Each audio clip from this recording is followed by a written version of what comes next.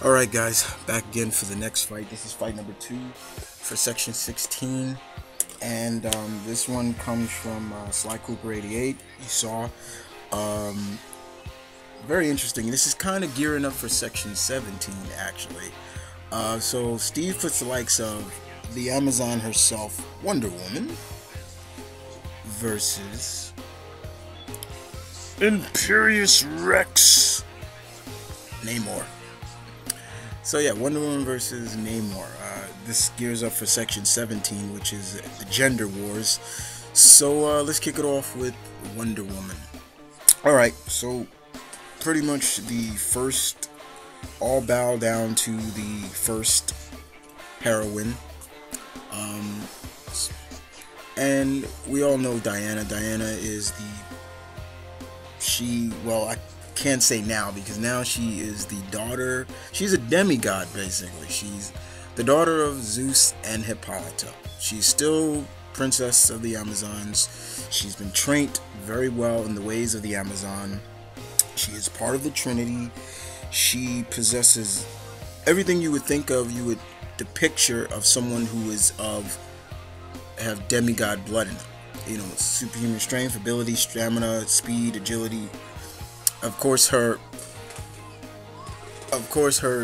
magical bracelets, of course, give her ability to deflect pretty much any kind of projectiles, bullets, daggers, names like that. She also has her trusty lasso, which is enchanted and given to her by the god Athena, in a sense.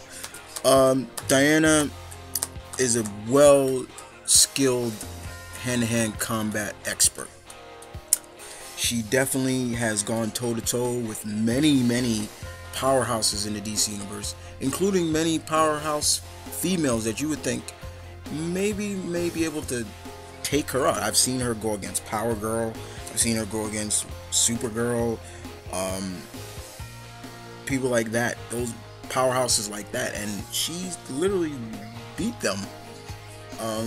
Makes you wonder just incredibly how powerful this woman is. And sometimes it makes you wonder, is she holding back? But now that she's of godlike blood, but she's still cool. So we move on to her combatant in this, and that's Namor, the King of Atlantis in the Marvel Universe. Boy. Now I know a lot of people don't like Namor. I sometimes don't like him because I think he's arrogant and brash, and I think sometimes, somebody needs to knock Mr. McKenzie off his ass sometime. He was created by Bill Everett way back in 1940, 1939. He was around the time when Marvel was called Timely Comics, and he is considered basically the first mutant, even though there are mutants before him. Now, why is he called that? Sometimes some people, and I finally figured out why. Now, all his other superhuman abilities, from his stamina, his strength, his longevity, resistant to injury and things like that, can be explained because of his hybrid Atlantean DNA. But it's maybe because he can fly. That's never been explained. So they kind of classify that's where his mutation comes from.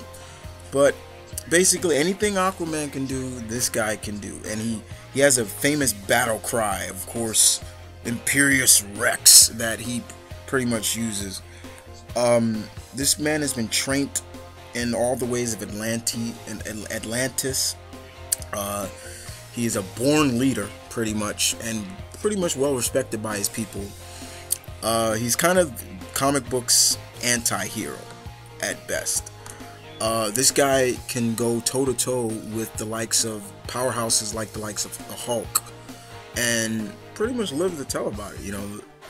Namor is a great force to be reckoned with, but yes, he is brash and arrogant at times, and that sometimes is his downfall. But don't expect him not to go easy on you. This guy will go crazy. And so let's go into a battle between these two powerhouses.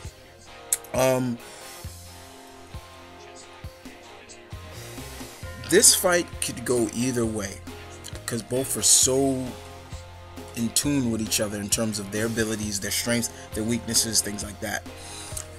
If this is a water battle,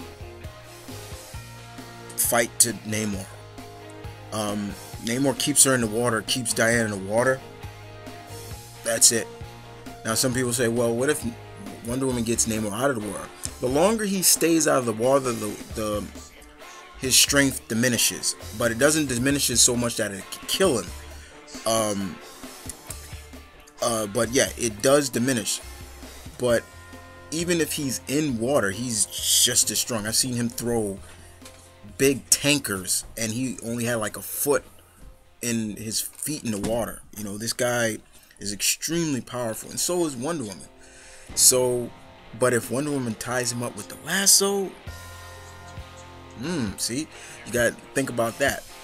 But Wonder Woman definitely has to use her head in this, because once again, Namor is arrogant, and if he looks at Wonder Woman like a woman, please, like, that's how I could see Namor, that being Namor's downfall, underestimating Diana. And if that happens, yes, Namor will be defeated. But that's how I look at it. How about you guys?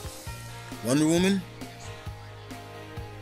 or Namor, Submariner? And show some love to Sly Cooper 88. This was his creation. It's been a while since I did a fight for a fellow member of the YouTubers Corps. But I knew I wanted to put this one in here. This kind of gives us a little taste of what we can probably expect from the Gender Wars section 17, which comes up next, the next section.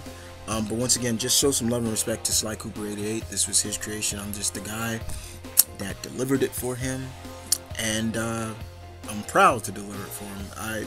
This is a fight that would be really interesting to see, but definitely a fight that probably can go either way, if you. But I will see you guys this Monday, actually, for the next 2 fights, which come from